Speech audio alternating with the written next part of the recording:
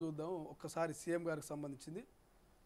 మరి సీఎం ఏం మాట్లాడుతున్నంటే తండ్రి కొడుకులు నేరగాలంటున్నాడు. ఎవరు ఆ తండ్రి కొడుకులు?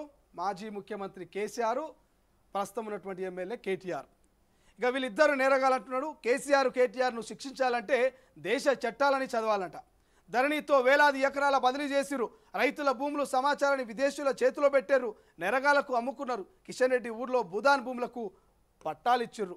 ఇక ధరణి అంతా కేటీఆర్ మిత్రుడు శ్రీధర్ రాజ్కే. లొసుగులు తెలిసాయనే సభ నుంచి పరారు. ఫార్ములా ఈ స్కామ్ 600 కోట్లు త్వరలో చెప్తా. సభలో అరవకుంటే హరీష్కు ఇంట్లో దెబ్బలు. అసెంబ్లీలో ముఖ్యమంత్రి రేవంత్ రెడ్డి వ్యాఖ్యలు. ఫార్ములా ఈపై అసెంబ్లీలో రగడ. చర్చ జరగాల్సిందేనంటూ పట్టుబడిన విపక్షం. స్పీకర్ వైపుగా కాగితాలు పుస్తకాలు విసిరివేత. విపక్షం దిశగా చూపిన ఎమ్మెల్యే శంకర్. చూసుకుందామంటూ సవాలు ప్రతి సవాలు 2 సార్లు సభ వాయిదా. బీఆర్ఎస్ వాకౌట్ గందరగోళం మధ్య భూభారతి బిల్లు ఆమోదం. గత కేసీఆర్ ప్రభుత్వ ధరణి పోర్టల్ను తీసుకొచ్చింది ప్రజలు భూ సమస్యలు తీర్చడం కోసం కాదని, వేలాది ఎకరాలను కబ్జా చేసేందుకని సీఎం రేవంత్ రెడ్డి ఆరోపించారు.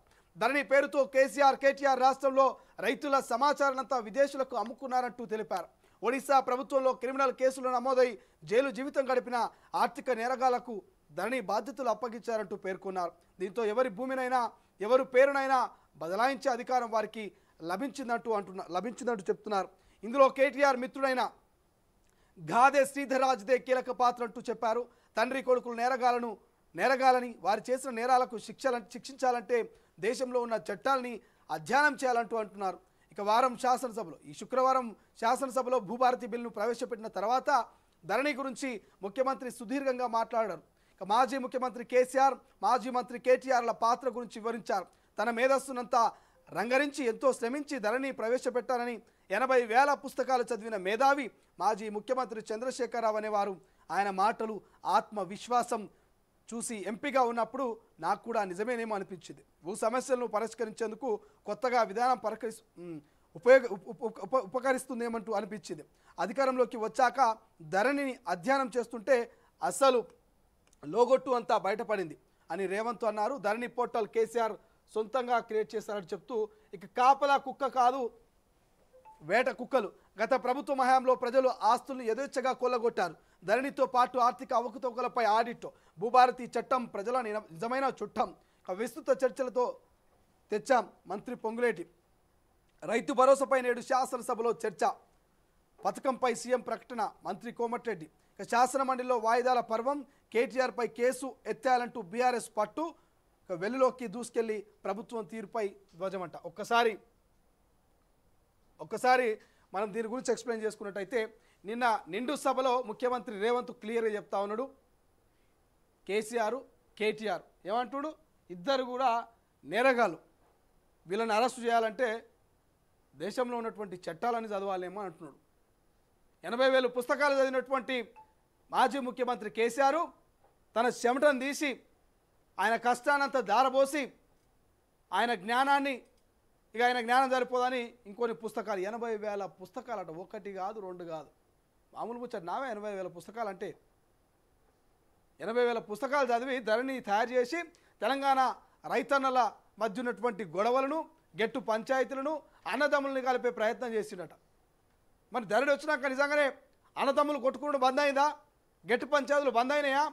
ధరణి వల్ల చిన్న మిస్టేక్స్ ఏమైనా మార్పు వచ్చిందా అంటే ఏం కాలే. ఏ వేసిన గొంగ ఇంకా 4 ఎక్కువైనాయి అని చెప్తున్నా కదా. ఖచ్చితంగా 4 ఎక్కువైనాయి.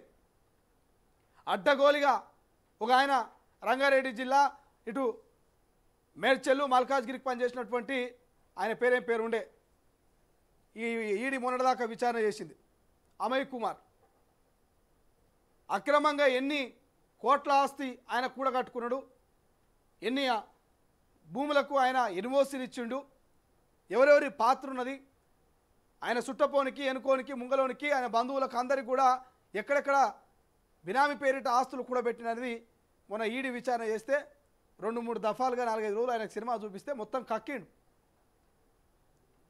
ధరణి డాటా మొత్తం విదేశాల్లో చేతిలో పెట్టిరట.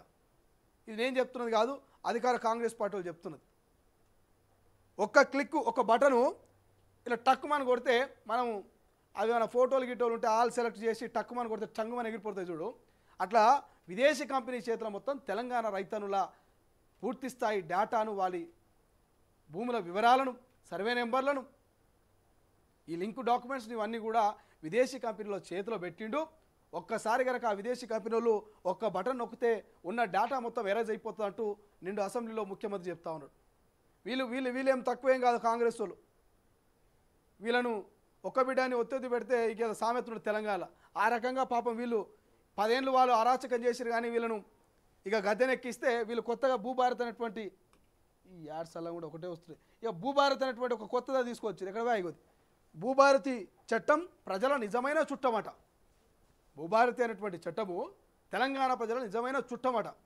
కేసీఆర్ లెక్క మీరు చేయకుంటే అదే మాకు ఇక చుట్టం. నిజంగా కేసీఆర్ లెక్క మీరు కూడా కష్టపడ్డము, మల్లారెడ్డి లెక్క పాలమినము పూలమినం అన్నట్టుగా మీరు కూడా భూభారతి కోసము అనేకమైనటువంటి శ్రమ తీసి కష్టపడి కమిటీలు వేసి అది చేసి ఇది చేసి తెలంగాణ ప్రజల మేలు కోసం తెచ్చినామని సినిమా డైలాగులు కొట్టకండి. ఎక్కడ తిరిగి కేసీఆర్ లెక్క ధరణి లెక్క మీరు ఆగం చేయకుండా తెలంగాణ ప్రజలకు భూ సమస్యలకు కలెక్టరేట్ల చుట్టూ ఎంఆర్ఓ ఆఫీసుల చుట్టూ చెప్పులు అరిగేటట్టు తిరుగుతున్నటువంటి ఎంతోమంది నిరుపేద కుటుంబాలు ఉన్నాయి. అసెంబ్లీ ముందు, ముఖ్యమంత్రి నివాసం ముందు, ఎంఆర్ఓ ఆఫీసుల ముందు, జిల్లా కలెక్టర్ల ఆఫీసుల ముందు పెట్రోల్ పోసుకొని తగలబెట్టుకునేటువంటి ప్రయత్నాలు చేసిన సందర్భాలు ఉన్నాయి. ప్రభుత్వ కార్యాలయంలో ఉన్నటువంటి చెట్లకు ఉరేసుకొని చచ్చిపోదామన్నటువంటి ప్రయత్నాలు చేసినటువంటి ఎంతోమంది రైతన్న కుటుంబాలు ఉన్నాయి. ఇవన్నీ కూడా ఏదో కల్పితంగా చెప్తున్నాయి కాదు, కళ్ళతోటి చూసినటువంటి సందర్భాలు. మొన్న అసెంబ్లీ సమావేశాల సమయంలో కుమ్మర్గూడ షాబాద్ మండలం కుమ్మర్గూడానికి సంబంధించినటువంటి ఒక ముసలాయన, ఆయన కుటుంబ సభ్యులు వచ్చారు. అభంశుభం తెలియనటువంటి ముసలాయనకు మాయమాటలు చెప్పి దాదాపుగా 10 ఎకరాల భూమి కాజేసారట ధరణిని అడ్డు పెట్టుకొని. ఆ ముసలాయన పెట్రోల్ డబ్బా తీసుకొని అసెంబ్లీ ముంగల్కి వచ్చి పోసుకొని చచ్చిపోతా అంటే అక్కడటువంటి ఇంటెలిజెన్సీ పోలీసు వాళ్ళంతా కూడా అలర్ట్ చేసి ఆయన తీసుకుపోయే ప్రయత్నం చేశారు. ఎంత ఏడాకపోతుంది కథ అంటే, ఇలా ధరణి వచ్చిన తర్వాత 10 ఏళ్ల పాటు బీఆర్ఎస్ సర్కారు నిజంగా నిరుపేద కుటుంబాల్లో చాలా నిజంగా చెప్పాలంటే బాధాకరమైనటువంటి విషయం. ధరణి అడ్డు పెట్టుకొని చాలామంది చదువు రాక, చాలామందికి తెలవక ఎక్కడంటే అక్కడ సంతకాలు పెట్టించుకొని అందిన కాడికి దోసుకున్నటువంటి పరిస్థితి మనం చూస్తూ ఉన్నాం. ఇవన్నీ జరగకపోతే ఎక్కడో గ్రామాలకు వెళ్ళి అసెంబ్లీ దాకా, ముఖ్యమంత్రి దాకా వచ్చినటువంటి అధికార కాంగ్రెస్ పార్టీ నాయకుల చుట్టూ మరి ఎందుకు ఈ రైతన్నలు తిరుగుతారు? అన్నమో రామచంద్ర అంటూ వ్యవసాయ శాఖ మంత్రి చుట్టూ, ఇటు రెవెన్యూ శాఖ మంత్రి చుట్టూ, ముఖ్యమంత్రి చుట్టూ తిరుగుతూ ఉన్నారు. మా భూముల్ని మాకు ఇప్పించుర్రి, మా దగ్గర అడ్డగోలుగా దోసుకొని ఆ ధరణిని అడ్డబెట్టుకొని పోయినట్టు ఆ షాబాద్ మండలం కుమ్మర్గూడెం ఊళ్ళకెళ్ళి వచ్చినటువంటి పరిస్థితి ఓ రైతన్న ఎగ్జాంపుల్గా చెప్తా ఉన్నాం. ఇట్లా చాలామంది కోకోలలుగా రైతన్నలు తెలంగాణ రాష్ట్ర వ్యాప్తంగా ధరణితోటి ఇబ్బందులు పడుతూ వచ్చారు. ఫోటో ఒకరిది ఉంటుంది, పేరు ఒకరిది ఉంటుంది ధరణిలో, సర్వే నెంబర్ ఒకటి ఉంటే ఇక ల్యాండ్ ఇంకో తాను ఉంటుంది. ఇట్లా ఎన్నో మిస్టేక్లు, ఎన్నో సమస్యలు, చెప్పలేనన్ని బాధలు రైతన్నలవి. మరి వీళ్ళన్నా ఈ భూభారతి ద్వారా ఆ సమస్యలకు మరి ఆ కన్నీట్లకు ఏమైనా చెక్ పెట్టే ప్రయత్నం చేస్తారా, లేక గత ప్రభుత్వం లెక్క వీళ్ళు కూడా అదే బాటలో పోతారా చూడాల్సిన అవసరం ఉంది. ఇక కేసీఆర్ గురించి, కేటీఆర్ గురించి మాట్లాడుతూ ఈ ఫార్ములా రేస్ గురించి ముఖ్యమంత్రి రేవంత్ మాట్లాడిండు. ఒకసారి అది కూడా చూపించేటువంటి ప్రయత్నం చేద్దాం. రాష్ట్రంలో ఇదే నిన్న ఏం మాట్లాడిండు, మరి ఈ ఫార్ములా ఈ రేస్ ఇది కథ కూడా చూపిద్దాం.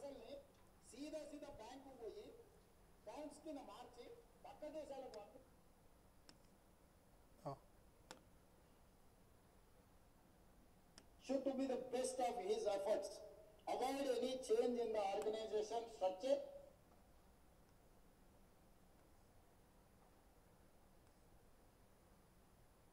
$600 కోట్లు, 55 కోట్లు కాదు, ఇయాల హాస్పిటల్లో 50,000 లక్షల రూపాయలు 600 కోట్ల స్కామ్ అని. భూభారతి చట్టం ఎట్టి పరిస్థితుల్లో ఆమోదింపజేయకూడదు. భూభారతి చట్టం ఆమోదించి ఫోరెన్సిక్ ఆడిట్ ఏదైతే మా ఉప ముఖ్యమంత్రి గారు మా రెవెన్యూ కోట్లు కట్టి ఇవాళ మొత్తానికి మొత్తము 600 కోట్లకు మీరు లూటీ చేయాలని పక్కన వస్తే ఆర్బీఐ యాక్షన్ చేయాలన్న రిజర్వ్. ఇక్కడ చూడు, ఇక అసలు కథ ఏంటంటే కక్షతో విచారణకు సంబంధించి అంటే ఔటర్ రింగ్ రోడ్ అమ్ముకున్నా ఏమనద్దు. హెచ్ఎండిఏలో 100 కోట్లు విదేశాలకు తరలించి ఆ విదేశాలలో మీరు ఎట్టెట్లా పంచుకుంటారో ఎవరెవరు ఈ నుంచి నువ్వు ఎఫ్ఈఓ ఖాతాలకు పోయిందే చూపిస్తున్నావు. ఎఫ్ఈఓ ఖాతాల నుంచి లండన్ ఎవరి ఖాతాలకు పోయినా మళ్ళీ అవుతారు ఎవరు తెలుసాలి అధ్యక్ష? విచారణ చేయకుండా తేలుతుందా అధ్యక్ష? ప్లస్ నోట్లు పంపలే అధ్యక్ష, పౌండ్స్ కొనాలి ప్రభుత్వం అంటే ఆర్బీఐ అనుమతి తీసుకోవాలి అధ్యక్ష. ఫారిన్ కరెన్సీ పర్చేజ్ చేయాలంటే ఏ ట్రాన్సాక్షన్ చేయాలన్నా రిజర్వ్ బ్యాంక్ గైడ్ లైన్స్ ఉన్నాయి అధ్యక్ష. ఎట్లా పడితే అట్లా నా దగ్గర నోట్లు ఉన్నాయి, నోట్లు ఇచ్చి డాలర్లు కొంటా, డాలర్లు ఇచ్చి పౌండ్స్ కొంటా, లేకపోతే రూపీలు కొంటా అని లేదు అధ్యక్ష. భారతదేశము రాజ్యాంగం పరిధిలో రిజర్వ్ బ్యాంకు కొన్ని నిబంధనలు అధ్యక్ష. పౌండ్స్ కొనాలంటే రిజర్వ్ బ్యాంక్ అనుమతి ఇవ్వాలి అధ్యక్ష. హెచ్ఎండిఏ ఖాతాలో ఉండాల్సిన పైసల్ని సీదా బ్యాంకు పోయి పౌండ్స్ కింద మార్చి పక్క దేశాలకు పంపించినందుకు ఇన్కమ్ ట్యాక్స్ నీ మీద ఫైన్ వేస్తే దానికి ఒక 8.5 కోట్లు కట్టి ఇవాళ మొత్తము 600 కోట్లకు మీరు లూటీ చేయాలని పక్కన వేసుకొని 55 కోట్లు కొట్టేసినాక పట్టుబడి దాని మీద ఈ రోజు విచారణకు సంవత్సరం నుంచి చర్చ జరుగుతుంటే దాని మీద విచారణ ఈ రోజు ఏదో కొత్తగా వచ్చినట్టు దాని మీద చర్చ అవుతూ దాని మీద చర్చ ఇది మొత్తం మీద మీరు చూసిరు కదా ఏమంటున్నాడు? 1 కాదు 2 కాదు 600 కోట్ల స్కామ్కు 600 కోట్ల లూటీకి మీరు ప్రయత్నం చేసిరని నిండు సభలో ముఖ్యమంత్రి రేవంత్ చెప్తున్నాడు. వీళ్ళు పంపినటువంటి 55 కోట్ల ద్వారా వీళ్ళు చేతులు మార్చడం ద్వారా అటు ఆర్బీఐ పర్మిషన్ తీసుకోకుండా వీళ్ళు చేసిన నిర్వాహకం వల్ల రాష్ట్ర ప్రభుత్వానికి 8 కోట్లు ట్యాక్స్. ఇదే ముచ్చటను అధికార కాంగ్రెస్ పార్టీలు చెప్తా ఉంటే అటు కేటీఆర్ ఇటు బీఆర్ఎస్ నాయకులు జీర్ణించుకోలేకపోతున్నారు.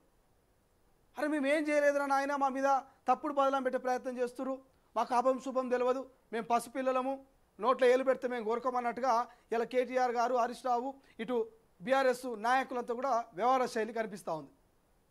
55 కోట్లు ట్రాన్స్ఫర్ చేసింది నిజం కాదా మరి? 600 కోట్ల స్కామ్కు అగ్రిమెంట్ చేసుకుని పోయింది నిజం కాదా మరి?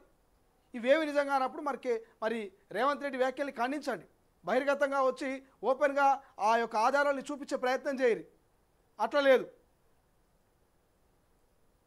నిండు అసెంబ్లీని డిస్టర్బ్ చేసే ప్రయత్నం, ఆ ధరని రద్దు చేసి భూభారత్ అనేటువంటి బిల్లును తీసుకొస్తూ ఉంటే దానికి సహకరించరు. పేపర్లు చింపాలే, సినిమా థియేటర్ అనుకుంటున్నారేమో మరి వీళ్ళు అసెంబ్లీ అంటే. సినిమా థియేటర్లో చిల్లరగాలు చేస్తూ ఉంటారు కదా సినిమా రిలీజ్ అయినప్పుడు, ఆ టైప్లో ఉంది బీఆర్ఎస్ నాయకుల కథ. అరే నిండు సభ పవిత్రమైనటువంటి దేవాలయం లాంటి అసెంబ్లీలో పేపర్లు చింపి స్పీకర్ మీదకి వేస్తూ ఉన్నారు. మళ్ళీ వాళ్ళందరూ కూడా రాజకీయంగా సుదీర్ఘమైనటువంటి అనుభవం గల వాళ్ళు, మాజీ మంత్రులు, ఎమ్మెల్యేలు. వీళ్ళే ఇట్లా చేసినాక అరే పొద్దున రాజకీయాలకి రాబోయేటువంటి యువతరము వీళ్ళని చూసి ఏం నేర్చుకోవాలి, వీళ్ళ నుంచి వాళ్ళు ఏం నేర్చుకొని ముందుకు పోవాలి. వాళ్ళు కూడా రేపు పొద్దున అసెంబ్లీ అడుగు పెడితే గిట్లనే పేపర్లు చింపి స్పీకర్ మీదకి వేస్తారు, కుదిరితే ముఖ్యమంత్రి మీద కూడా వేస్తారు. ఇవా అసెంబ్లీ సమావేశాలు అంటే.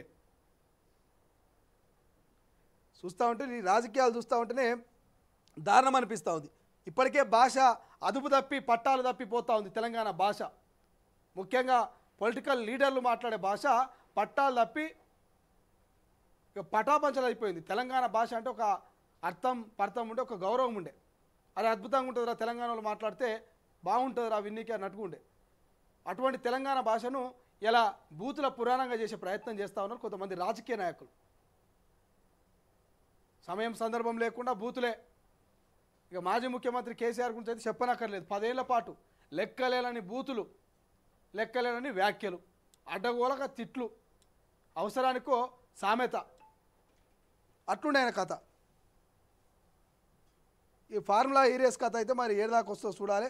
ప్రభుత్వం గట్టిగానే ప్రయత్నం చేస్తుంది. ఆయన గురించి కూడా మాట్లాడుకుందాం.